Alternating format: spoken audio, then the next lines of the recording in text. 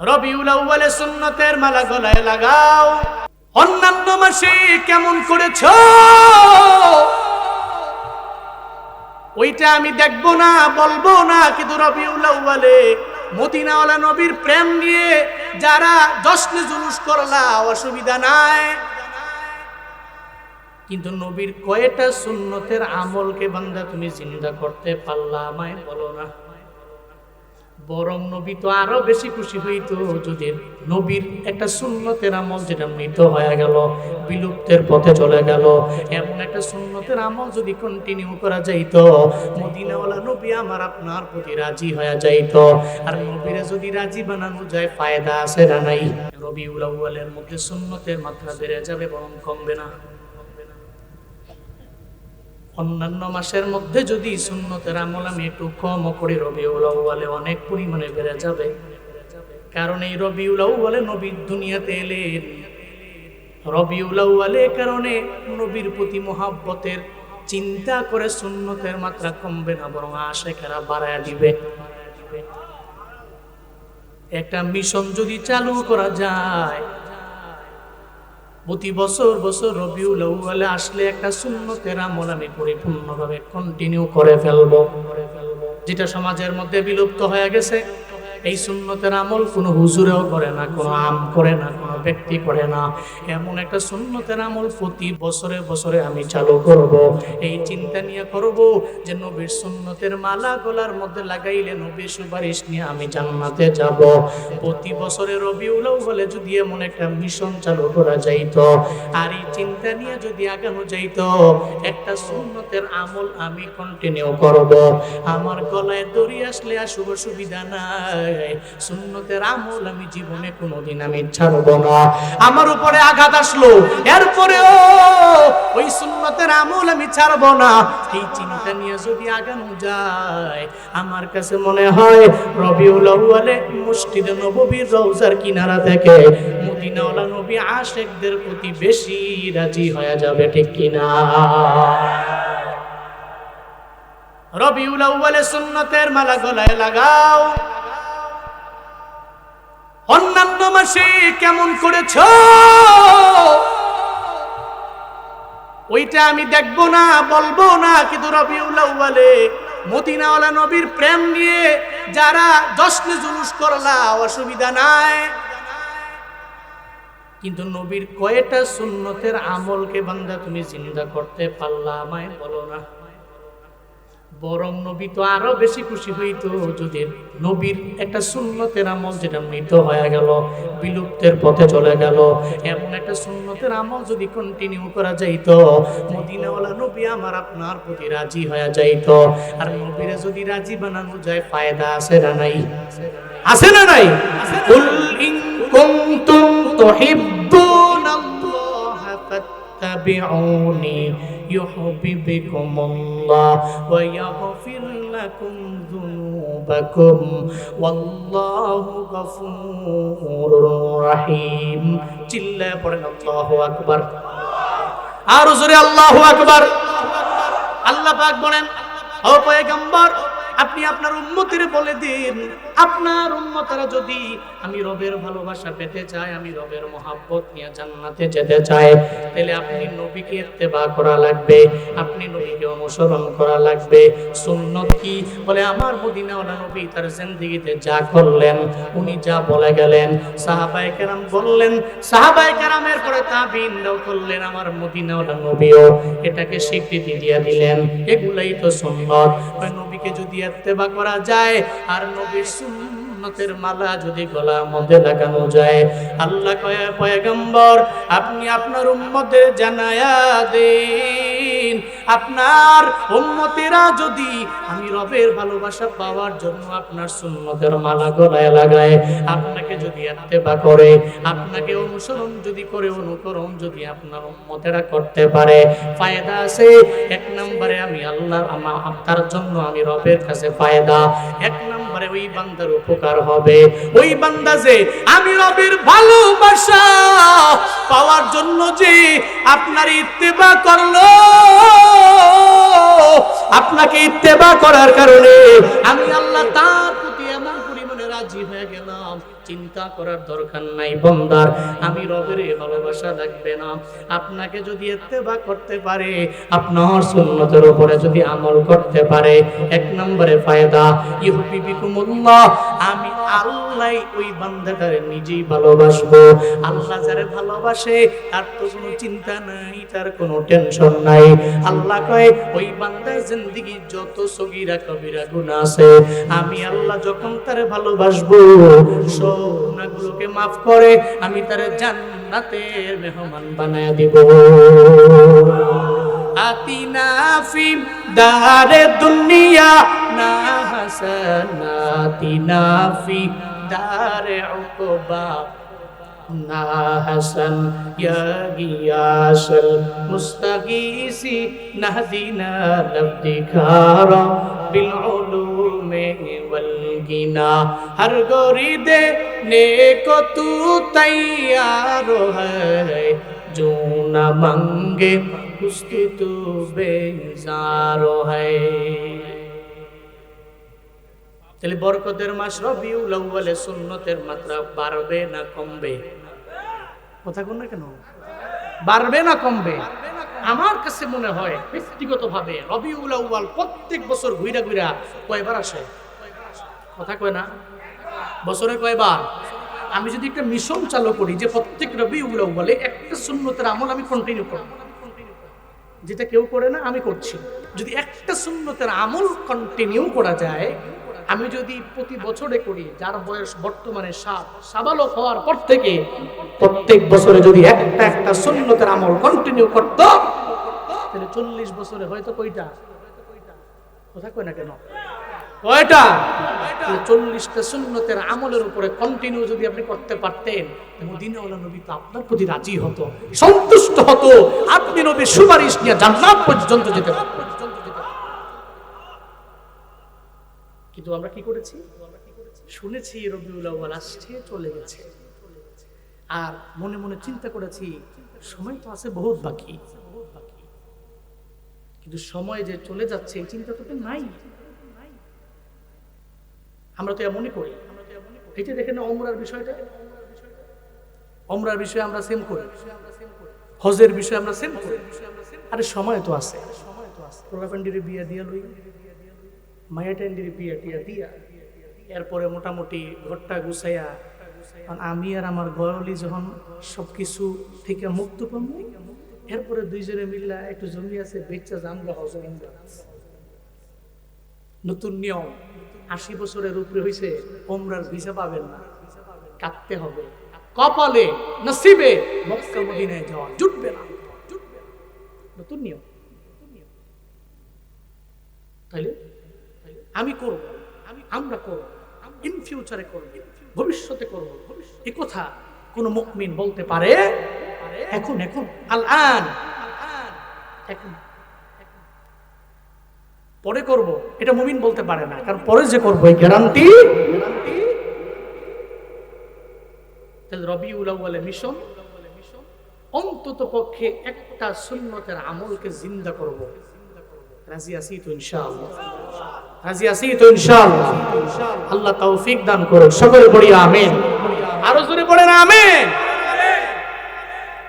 लिखो जिंदगी तमाम शाहे दो जहां के नाम में सलाम ही सलाम। लिखो जिंदगी तमाम शाहे दो जहां के नाम में सलाम ही सलाम। मैं हुजूर का दीवाना पर हो उन्हों का तराना, मैं हुजूर का दीवाना पर हो उन्हों का तराना। गली गली गाम गाम में सलाम ही सलाम। लिखो जिंदगी तमाम शाहे दो जहां के नाम में सलाम ही सलाम। लिखो जिंदगी तमाम शाहे दो जहां के नाम ही सलाम ही सलाम।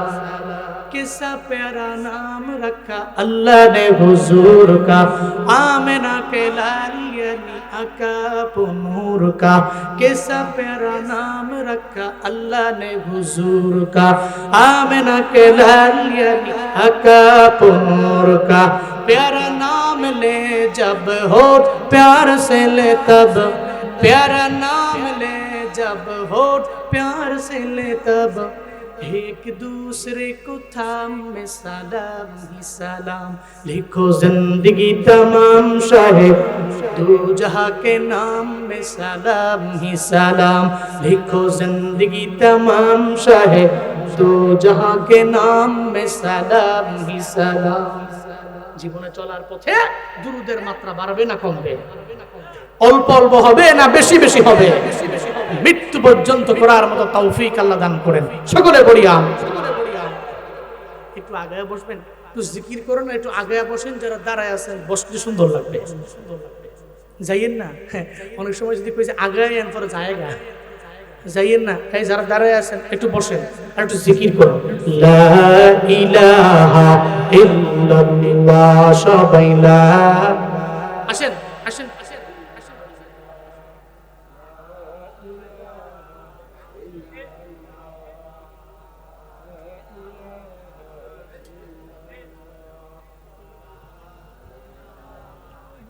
সবাই আরাম করে বসি, আরাম করে। লা ইলাহা ইল্লাল্লাহ লা ইলাহা ইল্লাল্লাহ লা ইলাহা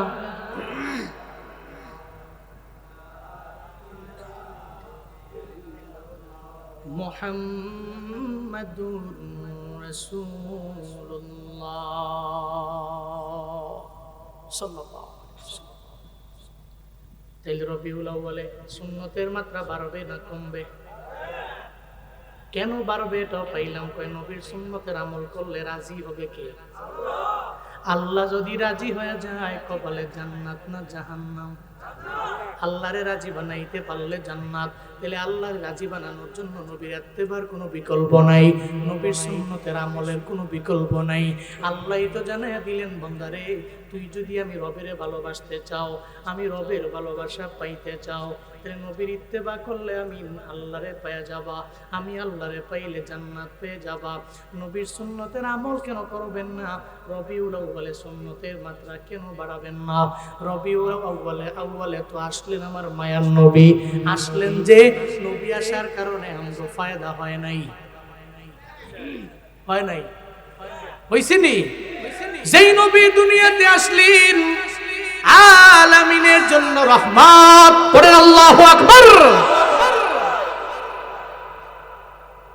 শুধুমাত্র রহমতটা শুধুমাত্র আমগো মানুষের জন্য এমন না, মাছের জন্য নবী রহমত, প্রাণীর জন্য নবী রহমত, চতুষ্পদ সব জন্তুর জন্য নবী রহমত।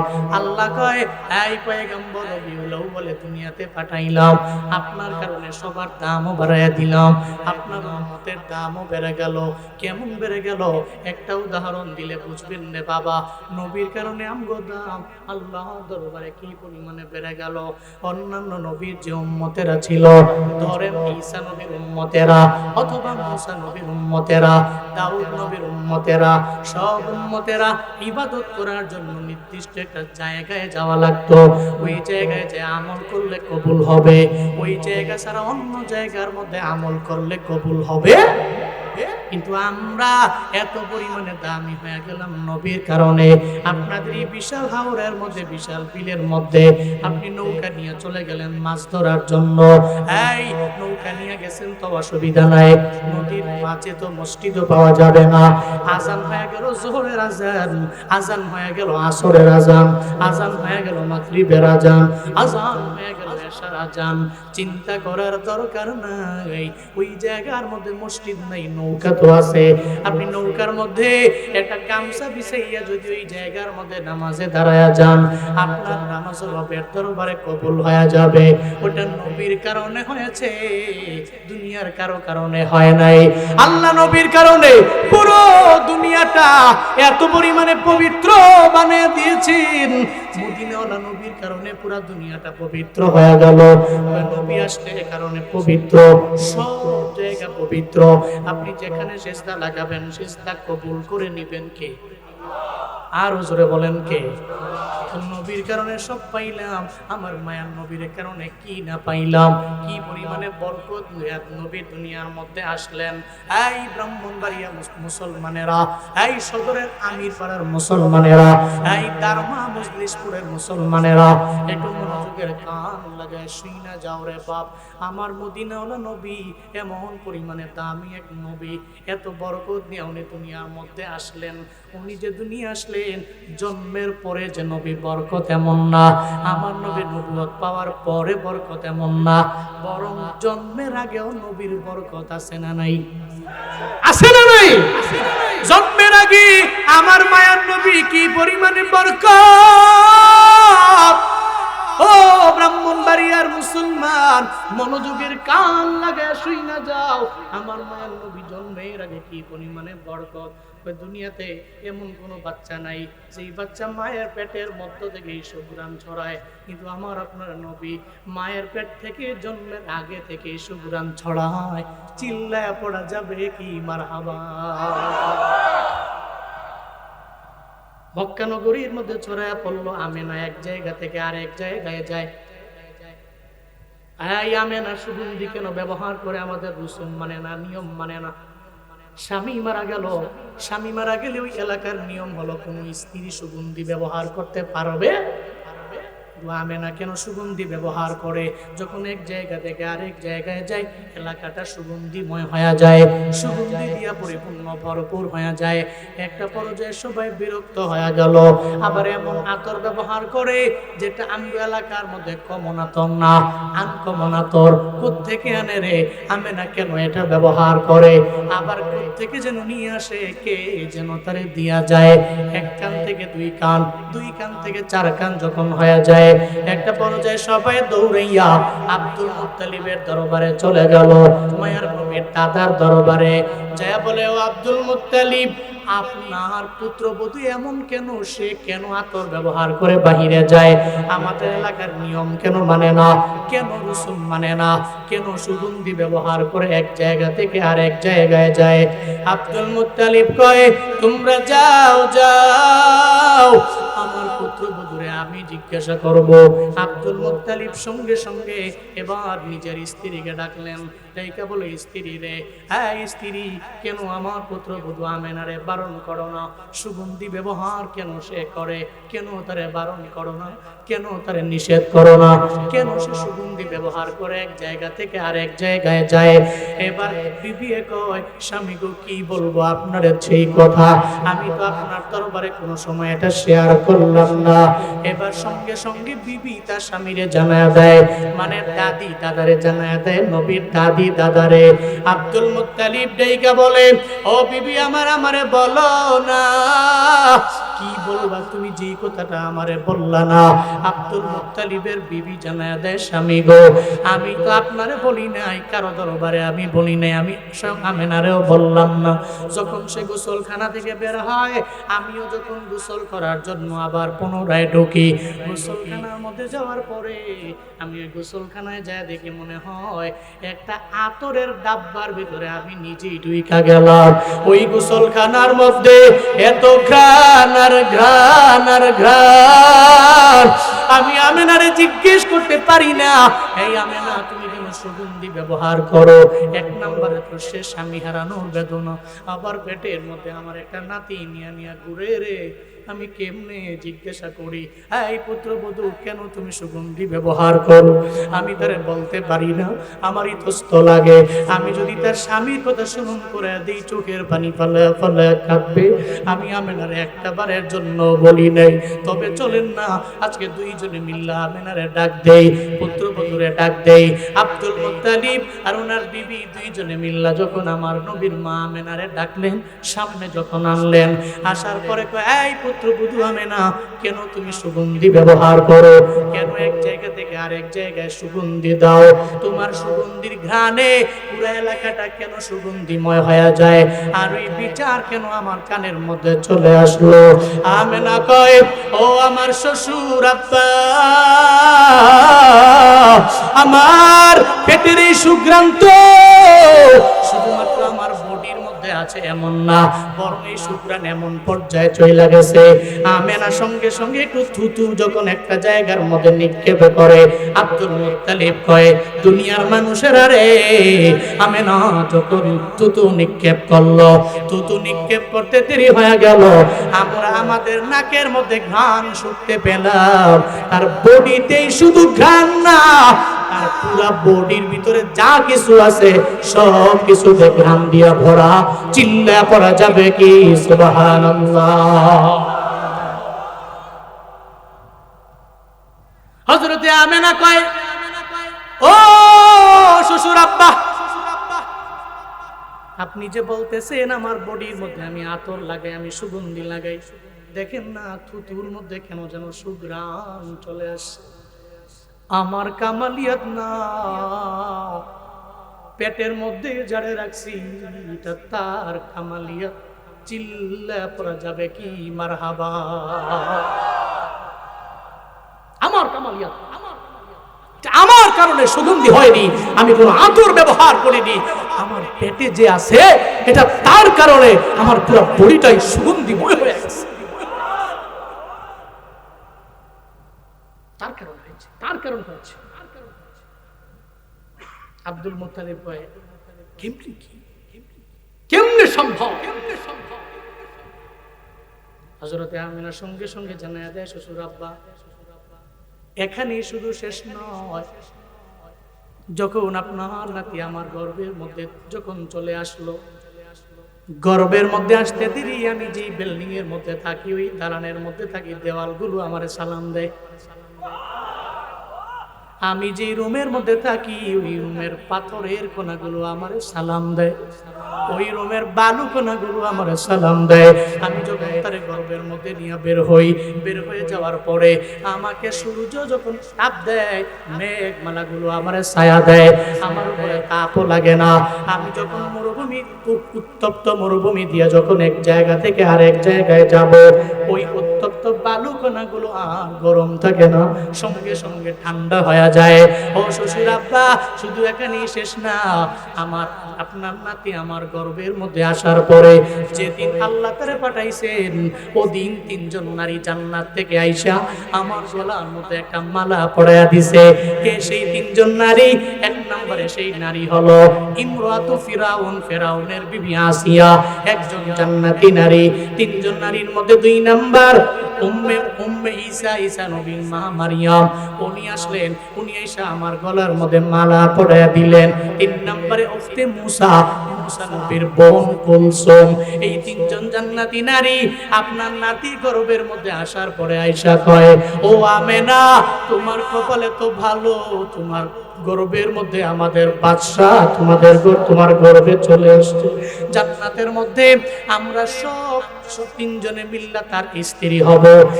আমাদের বাদশাহটা তোমার পেটের মধ্যে চলে আসছে, যিনি দুজাহানের বাদশাহ, যিনি আলামিনের রহমত হিসাবে দুনিয়াতে প্রেরণ হবে। ও আমেনা, তুমি এত পরিমাণে দামি, আল্লাহ পাক জান্নাত থেকে একটা মালা আমাদেরকে দিয়ে পাঠিয়ে দিয়েছে, এই মালাটা তোমার গলার মধ্যে লাগাইয়া দিলাম। আমেনা কয়, আপনার নাতির বরকতের কারণে, আপনার নাতির কারণে এত পরিমাণে আমিও দামি হয়েছি। যেদিন থেকে আপনার নাতিটা গর্ভের মধ্যে আসছে, ওদিন থেকে আল্লাহ পাক আমার জান্নাতি মালা পরাইয়া দিছে। চিল্লা পড়া যাবে কি মারহাবা। হযরতে আমেনা বলেন, শুধু তাই না গো শ্বশুর আব্বা, যেদিন থেকে আপনার নাতিকে আমার পেটের মধ্যে আমি বহন করলাম, ওদিন থেকে যেদিনে আমি জমজমের কূপের বরাবর যাই পানি আনার জন্য, এই জমজমের পানির দাম আছে না নাই? কথা কয় না, আছে না নাই? ওই জমজমের পানির দাম এত পরিমাণ, জমজমের পানি যদি একটা গ্লাসের মধ্যে লইয়া অথবা মুষ্টির মধ্যে লইয়া কোনো বান্দা যদি দাঁড়াইয়া পশ্চিম দিকে ফিরা আমার আল্লাহর দরবারে যদি বলে, আল্লাহ গো, এই পানি আমি পান করলাম একনিষ্ঠ নিয়ত নিয়া, আল্লাহ গো, আমার বড় একটা মহামারী তুমি ভালো কইরা দাও, আমার বড় রোগ তুমি ভালো কইরা দাও, এত বরকতপূর্ণ পানি, যেই পানি আমার মদিনাওয়ালা নবী নিজে খাইলো, এত বরকতপূর্ণ পানি, যেই পানিতে সাহাবায়ে কেরামেরা থাকলো, এরা এর পাশেই রইল, এরা পান করলো, এই বরকতপূর্ণ পানি আমি পান করলাম, পশ্চিম দিকে ফিরা যদি এক মুষ্টি পানি নিয়ে যদি পান কইরা আল্লাহকে যদি বলো, ও দয়ার মালিক আমারে তুমি সুস্থ বানায়া দাও, আমার কাছে মনে হয় দুনিয়ার ডাক্তাররা যেখানে ফেল হয়ে যাবে, ওই জমজমের পানির কারণে আল্লাহ পাক আমারে আপনারে সুস্থ বানায়া দিবে। জমজমের পানি, হযরতে আমেনা কয় জমজমের পানির কূপের বরাবর যখন আপনার নাতিরে নিয়ে আমি যাইতাম, কূপের পানি থাকে উপরে না নিচে, কলসগুলো আমরা নিজেরাই গিয়া ভরে দিয়ে আসতাম, কষ্ট করে কূপের বরাবর পর্যন্ত আসা লাগতো না।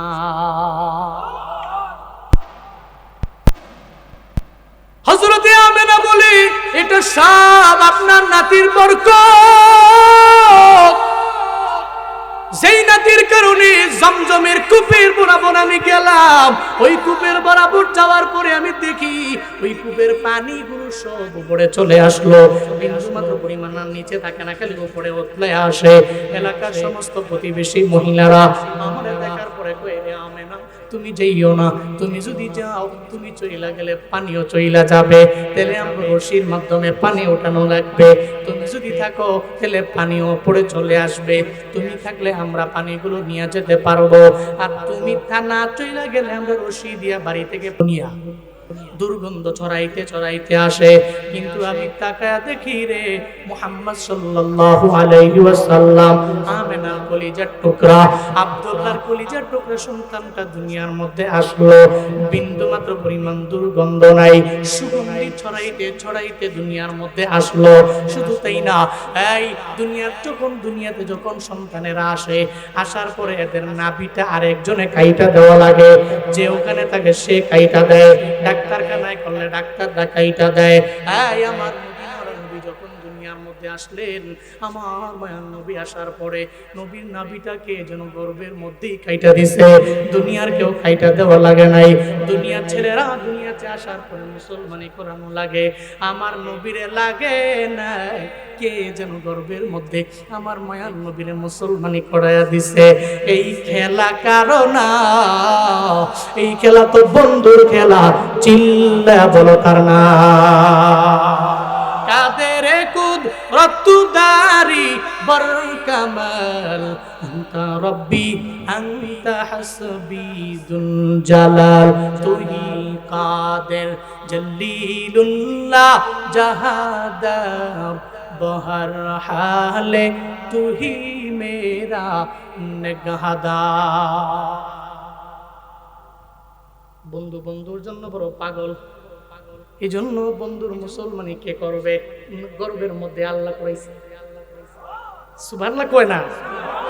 নাবিটা দুনিয়াতে আসার পরে অন্য কেউ কাটবে কেন? গর্বের মধ্যেই এই সমস্ত আঞ্জাম আমি আল্লাহ নিজেই দিয়েছি।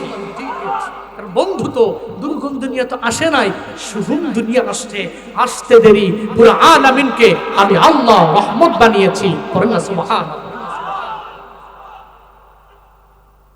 নবী আসলেন, সঙ্গে সঙ্গে শুয়ে ডান কাঁধে গিয়ে নবীর কাছে কি যেন দোয়া করলেন। হযরতে আমেনা কয়, আমি মক্কাতে বসেই, ওই স্থানে বসেই রোম এবং পারস্যের বড় বড় উপস্থাপনাগুলো ওই জায়গা থেকেই আমি দেখতে পেলাম। বরকতটা নবীজির। বরকতটা কার? নবীজির। পড়েন না সুবহানাল্লাহ, পড়েন না আলহামদুলিল্লাহ, পড়েন না চিল্লা আল্লাহু আকবার।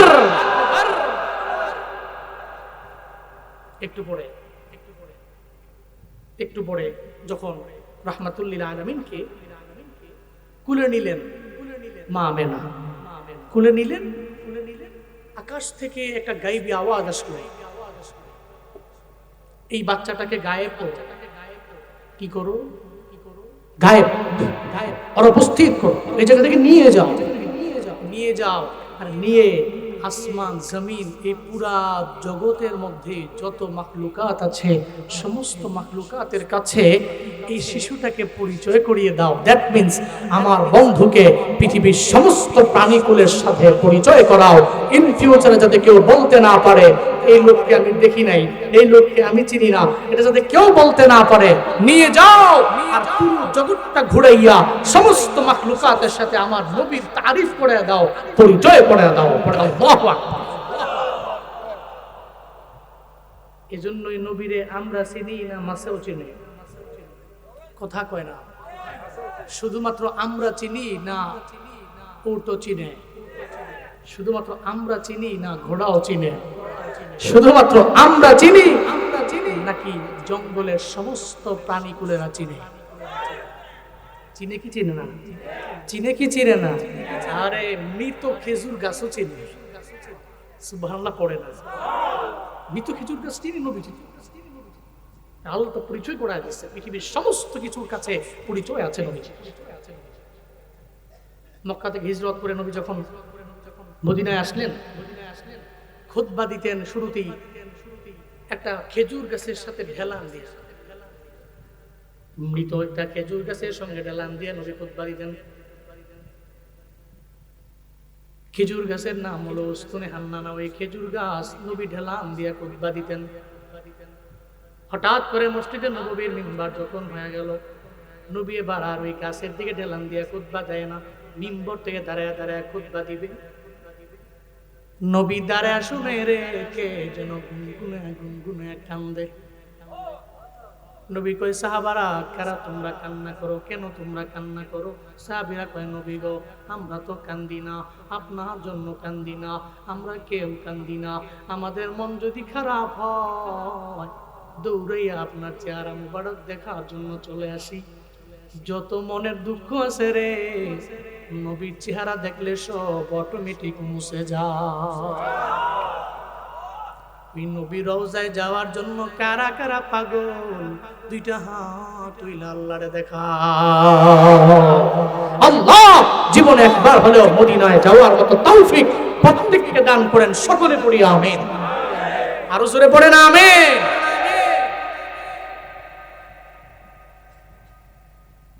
নবী গো, আমরা কান্দি না, আমরা কান্দি না, আপনারা দেখলে আমাদের মন বড় ভালো হয়ে যায়। কে কান্দে? নবী তখন খুতবার মেম্বার থেকে নাইমা যায় দেখে যেই খেজুর গাছটার মধ্যে নবী ঢেলান দিয়ে খুতবা দিলেন, সেই চোখের পানি ফেলায় কান্দে। কেন যেন অঝর ধারায় পানি পড়তেছে, গুনগুনে গুনগুনে কান্দে। নবী যে কয়, এই খেজুর গাছ, এই মৃত, তুমি কান্দ কেন? তুমি কান্দ কেন? খেজুর গাছের অটোমেটিক্যালি জবান খুলে গেল। খেজুর গাছ কয়, নবী গো, কেন কান্দি আপনি তো জানেন না, আমার বিরহের বেদনা আপনি বুঝবেন না। মক্কা থেকে যখন মদিনায় আসলেন, আপনি আসার পরে আপনি খুতবা দেওয়ার জন্য আমার পিঠের মধ্যে আপনি ঢেলান দিলেন। আমার পিঠের মধ্যে ঢেলান দেওয়ার কারণে আমার দাম দুনিয়াতে বেড়ে গেল, আমার বরকত বেড়ে গেল। নবীর পিঠ মুবারক যেখানে লাগে তার দাম বাড়ায়া দেয় কে? আরো জোরে বলেন কে? উস্তুনে হান্নানা কয়, ও পয়গম্বর আমার, আপনার পিঠ মুবারক লাগার কারণে আমার দাম বেড়ে গেল, কিন্তু কেন যেন এমন হলো, হঠাৎ করে আপনি মিম্বার বানাইয়া ওই মিম্বারের মধ্যে খুতবা দেওয়ার জন্য দাঁড়াইলেন। আমার আর বুঝতে বাকি নাই, জীবনে কোনোদিন আমি আর আমার মায়ার নবীর পিঠ মুবারকের ছোঁয়া পাবো না, আমি আর আমার নিজের ধন্য বানাইতে পারবো না। এই চিন্তা চলে আসলো, এই জন্য আমি চোখের পানি ফালায়া ফালায়া ফালায়া কান্না করি। আমার মায়ার নবী কয়, ও উস্তুনে হান্নানা, তুমি কান্না করার কোনো দরকার নাই, চিন্তা করো না। আমি নবী তোমার জন্য রবের দরবারে দোয়া কইরা দেই। এক নম্বরে তোমার জন্য রবের দরবারে দোয়া, তো আমি যা করব তুমি আমিন আমিন বলো। আমি তোমার জন্য দোয়া কইরা দিলাম। এই উস্তুনে হান্নানা, তুমি মৃত খেজুর গাছ, আমি রবের দরবারে বলবো আল্লাহ যাতে তোমারে জীবিত বানায়া দেয়। আমি বলতে দেরি, আল্লাহ তোমারে জীবিত বানাইতে দেরি করবে না, তুমি আমিন বলবা। উস্তুনে হান্নানার এই কথা বলার পরে উস্তুনে হান্নানা কয়, নবী গো, আমার দুনিয়াতে জীবিত হয়ে লাভ নাই, দুনিয়াতে বাইচা থাইকা আমার লাভ নাই। যেই জায়গায় আমি নবীরে পাবো না, ওই জায়গায় নবীরে না পাইলে দুনিয়াতে হাজার হাজার বছর থাইকা তো আমার লাভ নাই, হাজার বছর থাইকা তো আমি নবীরে পাবো না। নবী গো, আপনিও তো একদিন দুনিয়া থেকে বিদায় নিবেন, এই জন্য আমি চাই দুনিয়াতে থাকা আমার লাগবে না, এই দোয়াটা আমার প্রয়োজন নাই। আমার মায়ার নবী কয়, তাহলে দাঁড়াও, তোমার জন্য আমি 2 নম্বরে রবের দরবারে দোয়া করব। দুনিয়াতে যত খেজুর গাছ আছে, হঠাৎ করে কোনো একদিন তো তারাও মারা যাবে। সব খেজুর গাছের বয়স কিয়ামত পর্যন্ত হবে না। আমি তোমার জন্য রবের দরবারে দোয়া করে দিলাম, আল্লাহ পাক তোমার হায়াতটা কিয়ামত পর্যন্ত বাড়ায়া দিবে। নবী যদি দোয়া করে আমার আল্লাহ কবুল করবে কি করবে না? খেজুর গাছটা জীবিত হবে কি হবে না? কিয়ামত পর্যন্ত তার হায়াত বাড়বে কি বাড়বে না? উস্তুনে হান্নানা কয় নবী এই দোয়া লাগবে না। আরে কোন দোয়া লাগবো? 3 নম্বরে দোয়া করলাম, এই উস্তুনে হান্নানা আর কান্দিস না, আমি তোর জন্য দোয়া করি। দুনিয়া যত খেজুর গাছ আছে ওই খেজুর গাছের মধ্যে নির্দিষ্ট সময়ে ফলন হয়, এরপরে আর পাওয়া যায়। আপনি রমজান মাসে গেছেন সৌদি আরবে, ওখানে গিয়ে তো আপনি খেজুর পাবেন না। তো আপনার যাওয়া লাগবে যে এই সময়গুলোতে, কুরবানির পর থেকে এই সিজন চলে, তখন আপনি গেলে খেজুর পড়বে, আজওয়া, কালমি, মারিয়াম, এই সমস্ত পাওয়ারফুল খেজুরগুলো পড়বে, আপনি খেতে পারবেন। আপনি আনটাইমে গেলে ওই সময় পাওয়া যাবে, নির্দিষ্ট সময় আছে। নবীজি বললেন তোমার জন্য দোয়া করে দিলাম, নির্দিষ্ট সময়ে তোমার ফলন আসবে এমন না, বরং পুরো 12 মাসেই আল্লাহ তোমার দেহের মধ্যে খেজুর দিয়ে রাখবে। নবী গো আমার এই দোয়াটাও লাগবে না। তাহলে 4 নম্বরে আমি তোমার জন্য দোয়া কইরা দিলাম, এই উস্তুনে হান্নানা 4 নম্বরে তোমার জন্য দোয়া করলাম, পুরা দুনিয়ার মানুষেরা যদি তোমার খেজুর গাছের কাছে আসে, তোমার কাছে আইসা তোমার দেহ থেকে খেজুর যদি পাইরা নেয়, আমি নবী জানাইয়া দিলাম এত বরকত হবে রে।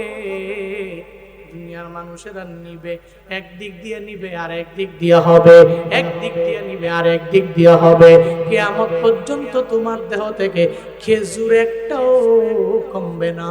চিল্লা পড়া যাবে কি মারহাবা। উস্তুনে হান্নানা কয় নবী আমার এই দোয়াটাও লাগবে। কি লাগবে তোমার দোয়া? উস্তুনে হান্নানা আবার কান্দে, আবার অজরে পানি ঝরে। একটা পর্যায়ে আমার মায়ার নবীরে বলতে লাগলো, ও পয়গম্বর দুনিয়াতে আমার থাইকা আমার কি লাভ হবে আমারে বলেন না। আমার তো দুনিয়ায় থাইকা কোনো লাভ নাই, আমি তো দুনিয়ায় থাইকা কোনো আমার ফায়দা নাই, যেখানে আপনি থাকবেন না। আর দুনিয়া ফানিয়াতুন ওয়াল আখিরাতু বাকিয়া, দুনিয়াটা ধ্বংস হয়ে যাবে, আখিরাত এমন একটা জায়গা ওটা বাকি থাকবে, বাকি থাকবে, বাকি থাকবে। আল্লাহর দরবারে দোয়া কইরা দেন, আল্লাহ যাতে করে জান্নাতের মধ্যে, আপনি যেই জান্নাতের মধ্যে থাকবেন, আল্লাহ যাতে ওই জান্নাতের মধ্যে আমারেও রাখে, আমি যাতে করে জান্নাতের মধ্যে আপনার চেহারা মোবারক দেখতে পারি। আপনি এখনই আমারে জীবন্ত, আমার মৃত, আমারে এখনই কবর দিয়া দেন, আমারে দাফন কইরা দেন। আমি দুনিয়াতে থাকবো না, বরং আমি থাকবো জান্নাতে। আমার নবীরে দেখবো, দেখবো, দেখবো, দেখবো। আমার নবীর দুনিয়াতে দেখা তো আমার লাভ হয় নাই, দুনিয়াতে দেখা তো আমার এত পরিমাণে আমার মনের তৃপ্তি মিটে নাই, এই জন্য তো আমার ফায়দাও মনে হয় জুটে নাই। ফায়দা জুটবে জান্নাতে, যেখানে থাকবে অনন্তকাল আমার নবী, আবাদান আবাদা আমার নবী। সেই জান্নাতের মধ্যে নবী আপনি ঢুকবেন, খালিদিনা ফিহা, ওখানে থাকবেন অনন্তকাল। এই অনন্তকাল যেই জান্নাতের মধ্যে থাকবেন, ওই জান্নাতের মধ্যে আমিও থাকবো, আপনার চেহারা মোবারক আমি দেখবো। আল্লাহর দরবারে দোয়া কইরা দেন, আল্লাহ যাতে করে কবুল কইরা নেয়। মায়ার নবী কয়, ও মালিক এই উস্তুনে হান্নানার জন্য 4টা দোয়া করলাম, ও কয় লাগবে না, ও কয় লাগবে না, আমি তোমার কাছে আরজি জানাইলাম, আমি যেই জান্নাতে থাকবো ওই জান্নাতে উস্তুনে হান্নানারে রাখিও। আমি যেই জান্নাতের মধ্যে থাকবো ওই জান্নাতে উস্তুনে হান্নানাও থাকবে। এই আসহাবে কেরাম, এই সাহাবায়ে কেরাম, আমি তোমাদের বলি আর দেরি কইরো না, মৃত খেজুর গাছটারে দাফন কইরা দাও, মৃত খেজুর গাছটারে দাফন কইরা দাও। আমি কার জন্য দোয়া করছি রে? দুনিয়াতে তার বাইচা থাইকাও লাভ নাই, কিয়ামত পর্যন্ত তার খেজুর লাগবে না, কিয়ামত পর্যন্ত তার হায়াত লাগবে না। সে বলল দুনিয়া ফানিয়া, আখিরাত হলো বাকিয়া, কিছু যেহেতু লাগবে না, জান্নাতে আমি নবী, আমি আর উস্তুনে হান্নানা একসাথে থাকবো। চিল্লা পড়া যাবে কি মারহাবা।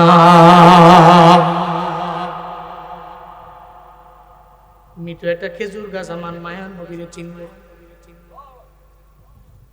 আল্লাহ কয় আমার মায়া নবীর আমি পরিচয় করে দিলাম, দুনিয়ার সব মাখলুকের কাছে আমি নবীরে নিয়ে গেলাম। যদি কেউ বলতে না পারে শিশুরে আমরা চিনি না, এই মানুষটারে আমরা চিনি না, এই জঙ্গল আর হরিণীও নবীরে চিনে, সব আমার নবীরে চিনে, উট আমার নবীরে চিনে, সমুদ্রের মাছও আমার নবীরে চিনে, সবাই নবীরে চিনলো, কপাল পোড়া মুসলমান নবীরে চিনে নাই।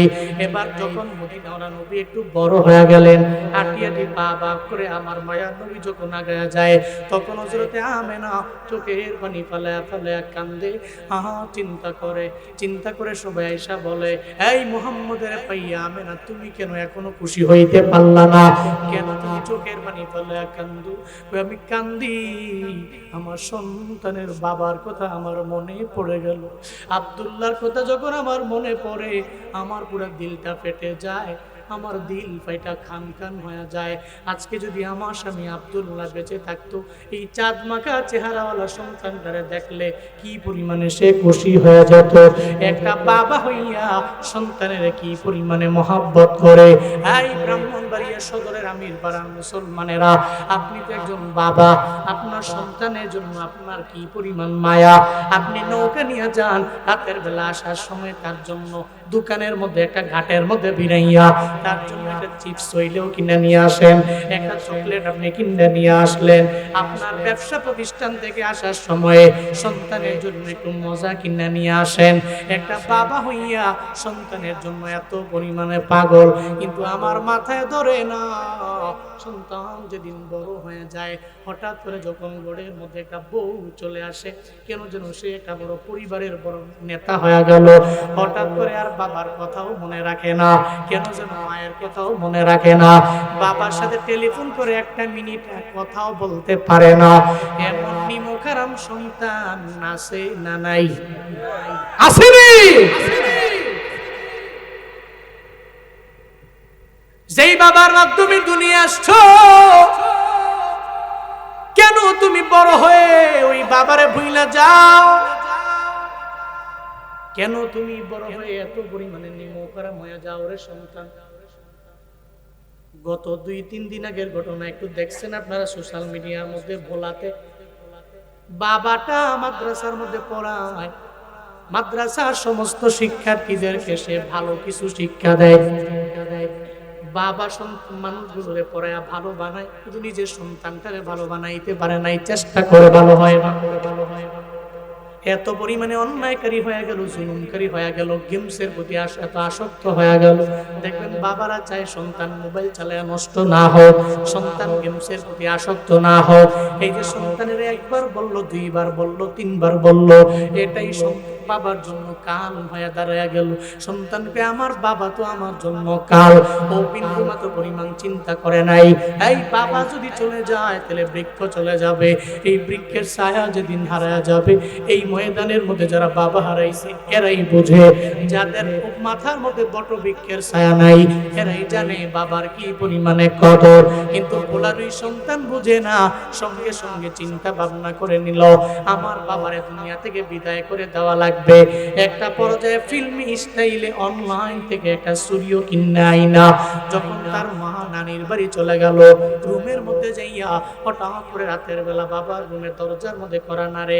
বাবা ঘুম থেকে ওইটা দরজাটা খুলতে দেরি, সঙ্গে সঙ্গে বুকের মধ্যে একটা ছুরি লাগায়া দেয়।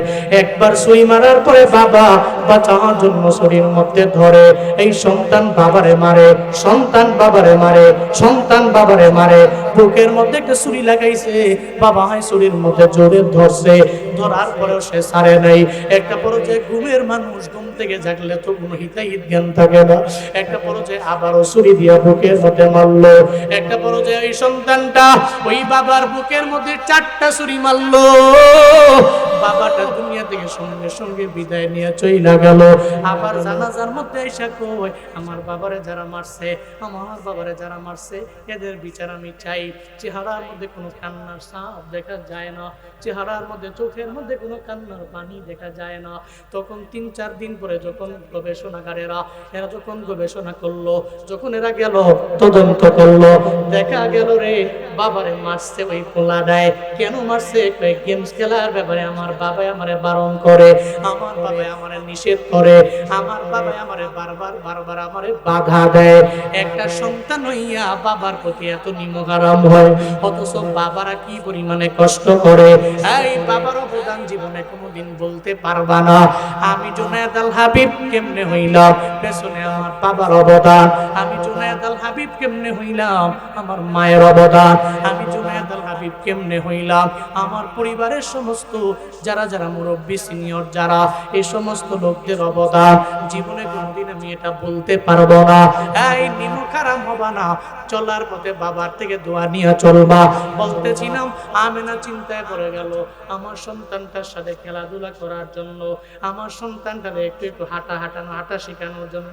আমার আব্দুল্লাহ তো নাই, ও তো দুনিয়া থেকে বিদায় নিয়ে চলে গেল। আল্লাহ কয় এই আমেনা চিন্তা করার দরকার নাই, টেনশন করার প্রয়োজন নাই। বন্ধু তো আমার, চিন্তা তুমি করবা কেন? আমার বন্ধুরে কেমনে কি করা লাগবে আমি আল্লাহই বলে দিব। আল্লাহ কয় রে আমেনা তুমি চিন্তা করা লাগবে না। যদি আব্দুল্লাহ দুনিয়ার মধ্যে বেঁচে থাকতো, ওই আব্দুল্লাহ তো আমার নবীরে মানে আমার বন্ধুরে হয়তো এক বাজার থেকে আরেক বাজার, এক গ্রাম থেকে আরেক গ্রাম এত দূর পর্যন্ত হাঁটে নিয়ে যাইতো, আর না উটের মধ্যে চড়ে নিয়ে যাইতো, আর না হয় ঘোড়ার মধ্যে করে নিয়ে যাইতো। কিন্তু আমার বন্ধুরে একটু সময় দেও, আমি আল্লাহ পাক রব্বুল আলামিন আমার বন্ধুরে শুধুমাত্র দুনিয়ায় দেখাবো এমন না। সুবহানাল্লাযী আসরা বিআবদিহি লাইলাম মিনাল মাসজিদিল হারাম ইলাল মাসজিদিল আকসা আল্লাযী বারাকনা হাওলাহু লিনুরিয়াহু মিন আয়াতিনা ইন্নাহু হুয়াস সামিউল বাসীর। চিল্লা পড়েন আল্লাহু আকবার। আর জোরে আল্লাহু আকবার। আল্লাহ কয় আমেনা গো চিন্তা করার দরকার নাই, টেনশন করার কোনো প্রয়োজন নাই। আমার নবীরে নবীর বাবায় না হয় এক বাজার থেকে আরেক বাজারে নিয়ে যাইতো, হাঁটায় হাঁটায় নিত, আমার বন্ধু খুশি হয়ে হাসতো। কিন্তু আমার বন্ধুরে তো আমি আল্লাহ নিয়ত করছি শুধু দুনিয়া দেখাবো এমন না, বরং আমি রবের কাছে আমার বন্ধুরে নিয়ে আসব। আমি বোরাকের মাধ্যমে প্রথমত আমার বন্ধুরে নিয়ে যাব, মক্কা থেকে আমি নিয়ে যাব জেরুজালেম, আকসা মসজিদে আমি আল্লাহ নিব। এরপরে ওখান থেকে প্রথম আসমান, এরপরে দ্বিতীয় আসমান, এরপরে তৃতীয় আসমান, এরপরে চতুর্থ আসমান, এরপরে পঞ্চম আসমান, এরপরে ষষ্ঠ আসমান, এরপরে সপ্তম আসমান, এরপরে সিদরাতুল মুনতাহা। আমি আল্লাহ আমার বন্ধুরে লৌহ দেখাবো, আমি আল্লাহ আমার বন্ধুরে কলম দেখাবো, আমি আল্লাহ আমার বন্ধুরে জান্নাত দেখাবো, আমি আল্লাহ আমার বন্ধুরে জাহান্নাম দেখাবো, আমি আল্লাহ আমার বন্ধুরে একটা পর্যায়ে আরশে মুআল্লা দেখাবো, আমি আল্লাহ আমার বন্ধুরে আমার কুস্তিটা দেখাবো, আমি আল্লাহ আমার বন্ধুরে একটা পর্যায়ে আমার এমন কাছে নিয়ে আসবো, আবার এমন কাছে নিয়ে আসবো, আমার এমন কাছে নিয়ে আসবো, আমার দিদার আমার বন্ধুরে আমি দিয়া দিব। এরপরে আমার বন্ধুরে আমার দিদার দিয়া আবার আমি বন্ধুরে বন্ধুর জায়গায় পৌঁছায় দিব। চিল্লা পড়া যাবে কি মারহাবা? চিন্তা করো কেন? চিন্তা করো আব্দুল্লাহকে নিয়ে। আব্দুল্লাহ তো সন্তানটাকে নিয়ে উঠলো, একটু জায়গা থেকে একটু জায়গায় যাইতো, আমার বন্ধু হাসতো, এতটুকুই তো। কিন্তু বন্ধুর জন্য তো অ্যারেঞ্জমেন্ট আমি আল্লাহ লিপিবদ্ধ করে রেখেছি। কিভাবে কি করব? দুনিয়ার এক জায়গা থেকে আরেক জায়গা কেন? আমি আল্লাহ আমার নবীরে পুরা পৃথিবীটা দেখাবোই। সাত আসমান দেখাইয়া, লৌহে মাহফুজ দেখাইয়া, সব আমি আল্লাহ দেখাইয়া, আমি রবের সাথে মুলাকাত করাইয়া বন্ধুর জায়গায় আবার বন্ধুরে পাঠাইব। এই বরকতওয়ালা নবী পায়া খুশি না বেজার? কথা কয় না, খুশি না বেজার? কি কম না বেশি? কম না বেশি? নবীর প্রতি দরুদ পড়বে। রাজি আছি তো ইনশাআল্লাহ? রাজি আছি তো ইনশাআল্লাহ? আল্লাহ তৌফিক দান করেন। সকলে পড়ি আমিন। আরো জোরে পড়েন আমিন। আলামিনের জন্য উনি রহমত। লাস্ট মেসেজ, করুণা, দয়া। আমি যে আয়াত করেছিলাম, আলামিনের জন্য রহমত, উনি করুণা, উনি দয়া। কেমন রহমত? শুধুমাত্র দয়াশীল না, করুণাকারী না, উনি পুরো জগতের জন্য যে রহমত, এটা তারা আল্লাহ বুঝালেন। ওনার পুরা দেহ মুবারকের মধ্যে শুধু মায়া, শুধু দয়া, শুধু দয়া। উনি ভালোবাসতে জানে। মক্কার লোকেরা নবীরে কষ্ট কম দিয়েছে না বেশি দিয়েছে? কথা কয় না কেন? কিন্তু মক্কা বিজয় হয়ে যাওয়ার পরে নবী কি মক্কার লোকদের প্রতি প্রতিশোধ নিয়েছে? কথা কয় না কেন? নিয়েছে। সে বলেছে লা তাসরিবা আলাইকুমুল ইয়াউম, আজকে আমার কোনো অভিযোগ নাই, তোমাদের প্রতি কোনো শাস্তি নাই। চাইলে সর্বোচ্চ লেভেলের শাস্তি আমি দিতে পারি, দিতাম না। কারণ নবীর দিলটাতে আল্লাহ মায়া দিয়ে বানাইছে, উনি পুরো বডিটা আল্লাহ মায়া দিয়ে বানাইছে।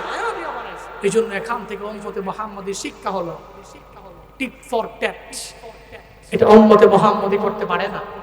উম্মতে মুহাম্মদের চিন্তা হলো, আমাদের কেউ একটা গালি দিছে, আমনে গিয়া ধইরা 10 জন মিল্লা তারে আবার তার মায়ের বাপের নাম তুইলা 14 গোষ্ঠীর নাম তুইলা গালি দিবেন। এটা হযরত মুহাম্মদ সাল্লাল্লাহু আলাইহি ওয়াসাল্লামের শিক্ষা। পায়ে পড়ে ঝগড়া করা, মানুষের সাথে অন্যায় ব্যবহার করা, অন্যায় আচরণ করা, গালিগালাজ করা, এটা নববী শিক্ষা নয়, বরং মুহাম্মদ সাল্লাল্লাহু আলাইহি ওয়াসাল্লামের সুন্নাত হলো। আপনাকে একজন গালি দিয়েছে, আপনি তার সাথে ভালো ব্যবহার করুন। গালি দিছে, আপনি রিপ্লাই দেন, ভালো ব্যবহার করেন। এমন ভালো ব্যবহার লোকটা যাতে মৃত্যু পর্যন্ত এই চিন্তা করে, আয় হায় করলাম কি, এমন একটা লোকের গালি দিলাম যেই লোকটা আমার রিপ্লে কি সুন্দর আচরণ করলো, যাতে সেও ইন ফিউচারে চিন্তা করে না জীবনে কোনোদিন আর গালি দেওয়া যাবে। হ্যাঁ, আপনারা গালি দিছে, আপনি অসহ্য গোষ্ঠী মিলে গালি দিয়েছেন, শেষ। নিয়ত করেন, নিয়ত করেন রবিউল আউয়াল একটাই সুন্নাত জিন্দা করেন।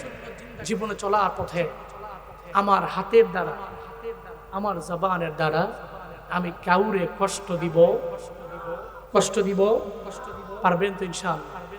পারবেন তো ইনশাআল্লাহ? আজকে থেকে এই সুন্নতটা মাথায় নিয়ে বাড়ি যাবেন, চিন্তা করবেন। হুজুর কয়ে গেছে, কেউ আমারে গালি দিছে, আমি যে ফিরাইয়া দিব এমন না। কেউ আমারে, আমার আব্বা আমার গালি দিয়ে দিছে, আমি যে ফিরে ধরে তারা ঝগড়া করে উড়ে এলাম না, আমি তারা বুঝাবো। আমার জীবনটা এমন ভাবে গঠন হবে যাতে আমার মরার পরে মানুষ বলতে পারে এই লোকটা কেমন ছিল, ওই লোকটা ভালো ছিল। কেমন ভালো ছিল? অতি ভালো ছিল। মানুষের জবান থেকে এমন কথা বের হয়, এমন একটা জীবন আমরা গঠন করতে পারবো তো ইনশাআল্লাহ? আর এই জীবন গঠন করতে গেলে আমার মদিনাওয়ালা নবীর সুন্নতের আমলের কোনো বিকল্প নাই। আমার মদিনাওয়ালা নবীর এই সুন্নতের মালা গলায় লাগানোর কোনো বিকল্প নাই। আজকে থেকে নিয়ত করেন, আমরা আমার নবীর সুন্নতের মালা গলায় লাগাবো। চলার পথে কেউ খারাপ আচরণ করলে তার সাথে রিপ্লে ভালো ব্যবহার করব, আব্বা আম্মার খেদমত করব। আল্লাহ তৌফিক দান করেন। সকলেই পড়ি আমিন। আরো জোরে পড়েন আমিন। আপনাদের এই প্রোগ্রামটা একটা আশ্রয় কেন্দ্রের এবং মক্তবের প্রোগ্রাম। হ্যাঁ, আমাকে রিকোয়েস্ট করা হয়েছে এই বক্তব্যের জন্য কিছু কালেকশন করার জন্য। আমার পরে আমি জানি আমি উঠলে আপনারা অনেকে যাবেন না, এটা আমারও জানা আছে, অনেকে উঠে যাবেন না। একজন লোক উঠেন না, একটু বসেন। আপনাদেরই এলাকা, আপনাদেরই গ্রাম, আপনাদেরই মহল্লা, আপনাদেরই পাড়া, এখানে কোনো কিছু হলে এটা আপনাদেরই করতে হবে। ঢাকা থেকে কোনো আগুন